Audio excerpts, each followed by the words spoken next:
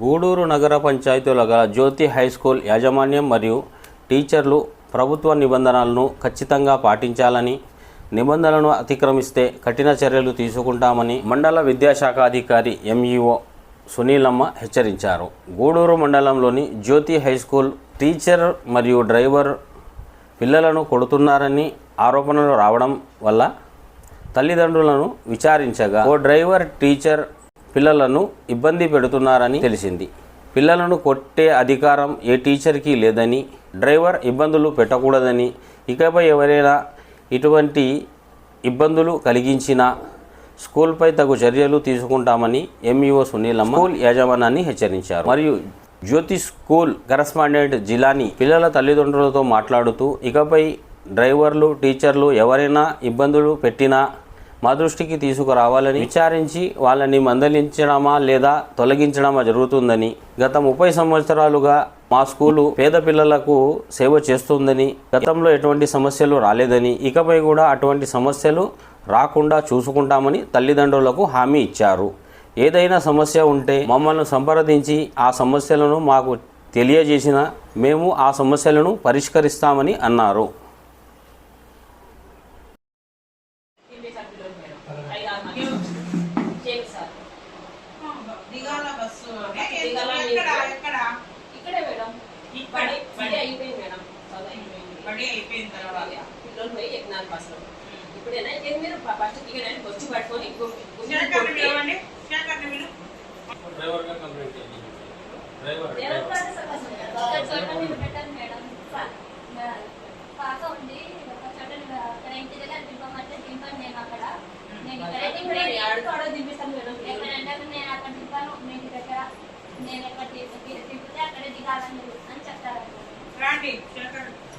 ఇప్పుడు పేరెంట్ గా ఒక కంప్లైంట్ చేశారు, పిల్లలు బస్సు ఎక్కుతారంటే ఎందుకు లాగినారంట, మీరు దిగండి అని.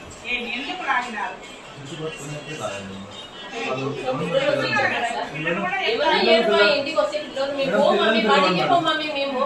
చెప్తున్నారు సార్, పిల్లలు 3:45కి బస్సు ఎక్కడానికి పోతే 4:15కి బస్సు సెకండ్ బస్ లో ఉంది. నేనే దగ్గరనే ఇచ్చారా లేదా అడగండి మేడం.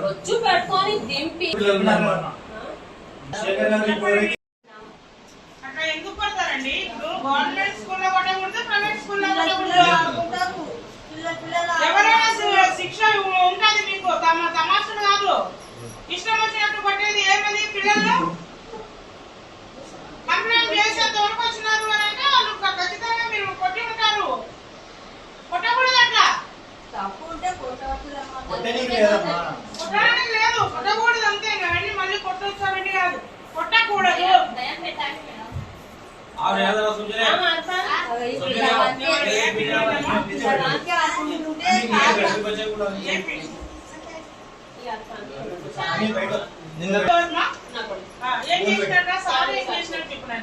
బస్ లో పోయినాం సార్. ఎన్ని గంటలకు పోయినారు? ఎన్ని గంటలకు ఫస్ట్ ట్రిప్? ఎన్నో పీరియడ్? లాస్ట్ బెల్లు కొట్టినారా? బడి అయిపోయిందా? గట్టి చెప్పాలా? బడి అయిపోలేదు.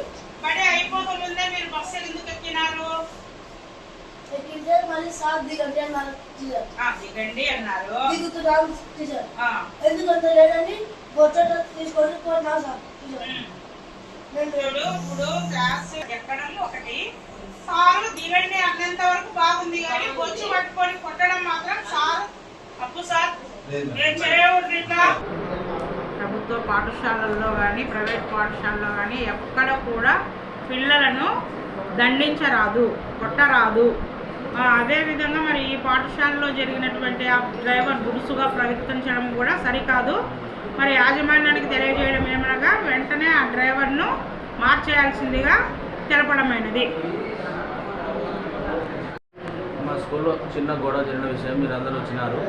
దానికి సంబంధించి విచారణ చేసినాము. టీచర్లు విచారించినాము, డ్రైవర్ను విచారించినాము, కనుక్కున్నాము. మీ మధ్యలోనే పేరెంట్స్ ఎంబీఓ మేడం గారు వచ్చారు, వాళ్ళ మధ్యలో విచారణ జరిపినాము.